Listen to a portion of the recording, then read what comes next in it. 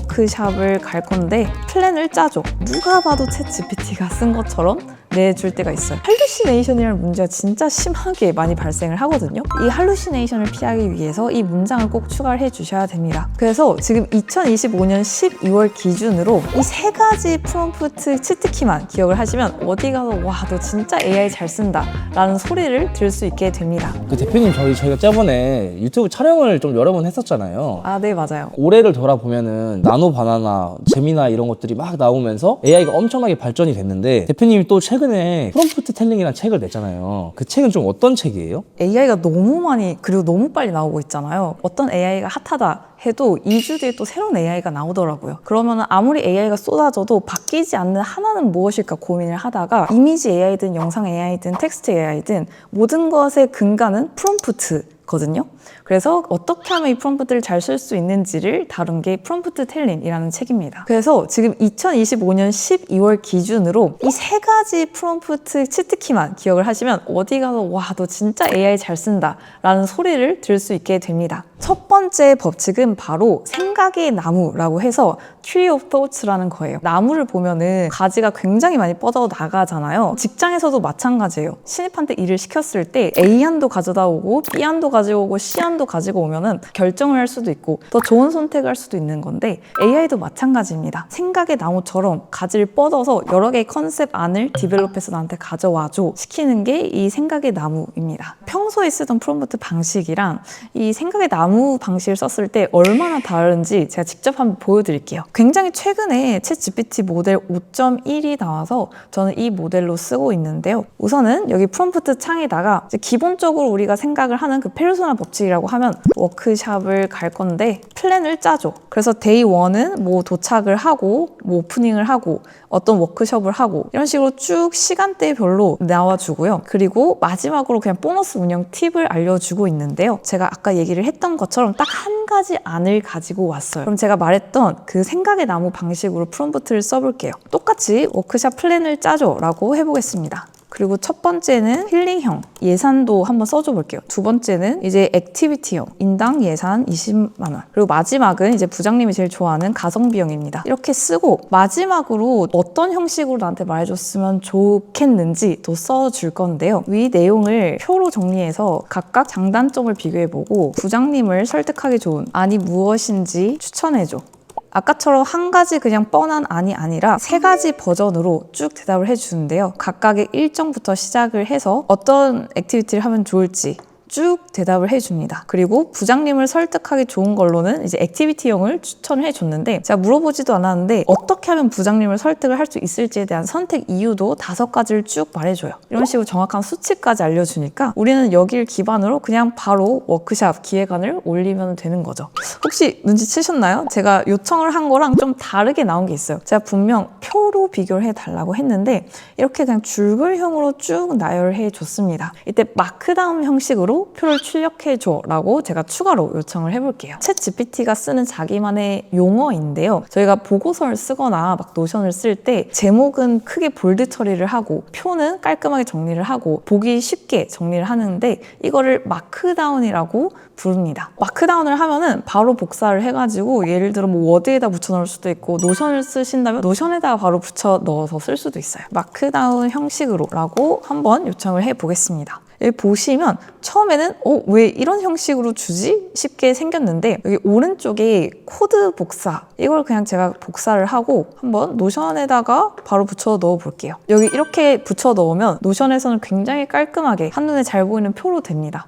내가 혼자서 생각을 했을 때 과연 이 의사결정이 최고의 결정일지 고민이 될 때가 굉장히 많잖아요. 그럴 때 챗 GPT한테 최고의 옵션을 선택을 해줘 라고 하면은 우리 회사에 제일 잘 맞는 의사결정을 해줄 수 있습니다. 그럼 두 번째는 좀 어떤 게 또 있나요? GPT한테 시켰는데 첫 번째 나온 대답이 너무 마음에 안 드는 경우 많으실 거예요. 이메일 초안을 써달라고 했는데 누가 봐도 챗 GPT가 쓴 것처럼 내줄 때가 있어요. 그러면 내가 또 그걸 수정을 하느라 오히려 시간이 더 걸릴 때가 많은데 이때 자기 성찰을 시키는 두 번째 프롬프트 방법이 있습니다. 말 그대로 챗 GPT한테 너가 대답해 준 거 다시 한번 살펴봐봐. 그리고 내가 원하는 대로 너가 대답을 했는지 충분히 살펴보고 개선을 해봐 라고 시키는 거죠. 이 AI를 쓸 때 제일 고민이 많았던 그리고 짜증이 났던 부분이 바로 할루시네이션, 환각 현상이잖아요. 이 친구가 자꾸 내가 시킨 거에 대해서 딴소리를 한다든지 아니면은 없는 얘기를 가져온다든지 이걸 할루시네이션이라고 부르는데요. 이런 자기 성찰 프롬프트를 통해서 이 할루시네이션을 좀 최소화할 수 있는 방식입니다. 혹시 PD님, 회사에서 좀 제일 많이 하는 업무나 고민인 업무가 어떤 게 있어요?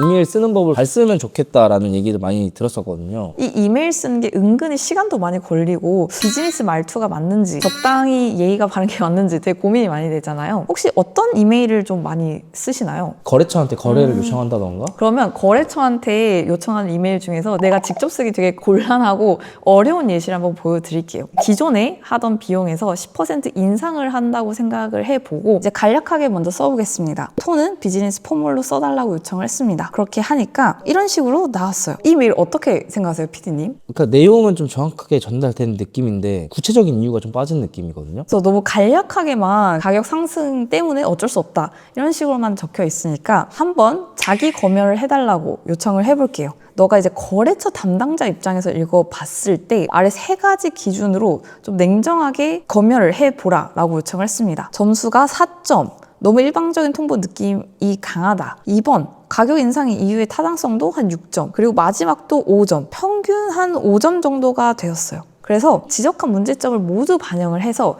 다시 한번 이메일을 작성을 해달라고 말했습니다. 여기서 아주 디테일하게 최근 주요 원자재, 특히나 어떤 소재, 시세가 지난 분기 대비 평균 18%에서 25% 이상 상승이 되었다. 이 정도로 디테일한 수치가 되어 있으니 이제 거래처 입장에서도 그러면 어쩔 수 없겠구나 라고 느낌이 들만 하죠. 그래서 비포랑 애프터를 비교를 해보면요. 내가 진짜 업무를 하는 담당자 입장이라면 두 번째 이메일을 훨씬 더 선호를 할 것 같아요. 그래서 제가 방금 예시로 보여드린 이 자기 검열은요. 이렇게 단순히 이메일을 쓰는 것뿐만이 아니라 업무를 하면서 혹은 심지어 일상생활에서도 정말 많은 사람들한테 부탁을 하거나 이야기를 하게 돼요. 그런데 그럴 때마다 다른 사람의 입장에서 받아들였을 때 어떻게 느껴질지 자기 검열을 해달라고 하면은 훨씬 더 진짜 커뮤니케이션 스킬이 몇 배는 뛰어나게 될 거예요. 꼭 이 자기 검열 시켜보는 거 추천드립니다. 그럼 마지막 세 번째는 또 어떤 게 있을까요? 마지막 세 번째는 진짜 많은 분들이 고민을 하고 공감을 하는 걸 거예요. GPT한테 긴 문서를 넣어줬어요. 여기서 중요한 포인트를 뽑아달라고 하는데 여기서 그 할루시네이션이라는 문제가 진짜 심하게 많이 발생을 하거든요. 얘가 자체적으로 또 막 인터넷을 서치를 해가지고 살을 덧붙이는 거예요. 여기서 진짜 큰 문제가 뭐냐면 이걸 모르고 그대로 회사에 예를 들어 보고서를 썼어요. 그런데 이 내용 없는 내용인데 왜 있어? 이건 진짜 큰일 나는 거거든요. 그래서 그런 경우에 꼭 기억을 하면 좋은 프롬프트 세 번째는 바로 레그입니다. 검색 증강 생성이라고 해서 검색을 하는 범위를 좀 더 명확하게 지정을 해주고 여기서만 너는 대답을 해 라고 요청을 하는 프롬프트라고 생각을 하면 돼요. 예를 들어서 회사에서 막 100페이지짜리 뭐 지원 공고문 PDF를 막 던져주면서 우리 회사가 지원할 만한 거 찾아보래요. 그래서 이런 경우에 이 검색 증강 생성이라는 프롬프트 법칙을 한번 써보도록 할게요. 상생 페이백이랑 상생 소비 복권, 사업 시행 3차 수정 공고 PDF를 다운로드 받아 보았어요. 여기서 내가 필요한 내용만 보면 되는데 굉장히 불친절하게 정리가 되어 있습니다. 우리한테 딱 필요한 내용만 뽑아 보도록 할게요. 방금 다운로드 받은 파일을 이렇게 올려주겠습니다. 여기서 중요한 건 내가 필요한 내용을 뽑아줘로 끝나면 안 된다는 거예요. 이 PDF 파일을 보고 나한테 필요한 정보만 정리해줘. 이 할루시네이션을 피하기 위해서 이 문장을 꼭 추가를 해주셔야 됩니다. GPT한테 중요한 내용을 말할 때 중요라고 대괄호를 쳐주는 것도 되게 도움이 많이 되거든요. PDF 파일 내에서만 자료를 찾고 출처를 표기해. 몇 페이지에 몇 문단에 나오는 얘긴지 표기를 해줘. 이렇게 프롬프트를 써도 마지막에는 사람이 그 교차 검증을 하는 게 제일 안전하거든요. 그런데 만약에 100페이지짜리인데 뭐 무슨 얘기가 나왔대요. 근데 그걸 또 다시 제가 읽고 있으면 또 시간 낭비잖아요. 확인을 하기가 훨씬 더 쉬워지는 거죠. 그래서 지금 GPT가 대답해 준 거 보시면 제가 시킨 대로 출처를 다 표기를 해줬습니다. 첫 페이지 1번 항목 첫 번째 문단 이게 실제로 맞는지 한번 살짝 비교를 해볼게요. 네, 첫 페이지 홈페이지 두 번째 문단에 신청 대상이 나온다고 했는데 확실히 두 번째에다가 신청 대상이 쭉 나와 있습니다. 그리고 중요한 내용은 이렇게 중요라고도 붙여줬네요. 제가 30몇 장을 읽으려면 솔직히 최소 막 30분이 걸리는데 GPT가 이렇게 요약을 해주면 60초 만에 다 읽을 수가 있게 되는 거죠. 이번에는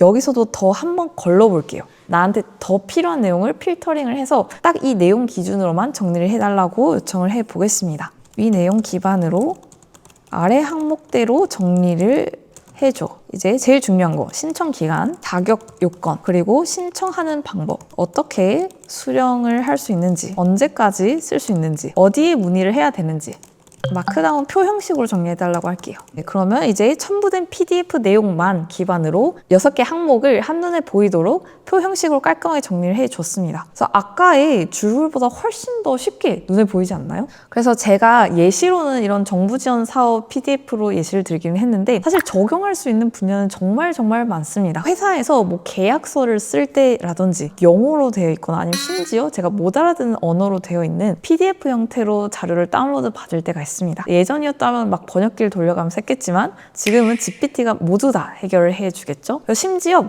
하나 파일만이 아니라 4개, 5개 파일을 넣고 벤치마킹을 할 수 있을 만한 내용만 뽑아달라고 요청을 하면은 자, 기존 대비 시간 활용성 그리고 효율성이 어마무시하게 높아지게 됩니다. 네, 그러면은 오늘 제가 정말 추천드리는 프롬프트 3가지에 대해서 알아보았는데요. 상황별로 이렇게 생각을 하시면 되게 쉬울 것 같아요. 여러 개의 컨셉을 비교를 할 때 생각의 나무 프롬프트를 쓰면 좋고요. 민감한 메일을 써야 된다? 누구한테 부탁을 해야 된다? 그러면 자기 성찰 프롬프트를 쓰시면 됩니다. 마지막으로 너무 방대한 자료를 내가 일일이 보기가 어렵다? 그러면 레그 프롬프트를 활용을 하시면 진짜 잘 쓴다라는 소리를 들을 수 있게 됩니다. 여러분들, 앞으로 제가 이 채널에서 이 AI 프롬프트 비법부터 시작을 해서 실무에서 사용한 다양한 AI 툴들을 많이 알려드릴 예정이니까 꼭 구독을 하시면 좋을 것 같습니다. 저는 현재 사업체를 이제 5년차 운영을 하고 있고요. 지금 AI 영상 에이전시도 운영을 하고 있는 만큼 최전선에서 수많은 AI 툴들을 직접 다뤄보면서 여러분들한테 제일 빠르고 제일 유용한 소식들을 전해드릴 수 있을 것 같습니다. 그리고 오늘 제가 보여드렸던 프롬프트 3가지 비법, 제가 그런 케이스나 직접 제가 썼던 프롬프트 노션에다 정리를 해놨으니까요. 고정 댓글 한번 확인을 하셔서 자료 받아가시면 좋을 것 같습니다. 근데 저 오늘 대표님 궁금했던 게 챗GPT가 올해 중순까지만 해도 우동의 1위 느낌이었는데 최근에는 제미나이가 엄청 유행이더라고요. 혹시 제미나이는 그러면 어떤 장점이 있는 거예요? 제미나이의 최대 장점은 구글이랑의 연동성이에요. 아마 일을 하실 때 뭐 구글 드라이브도 쓰시고 막 지메일도 쓰시고 그러지 않으시나요? 여기에다가 바로 제미나이랑 연동할 수 있다는 게 정말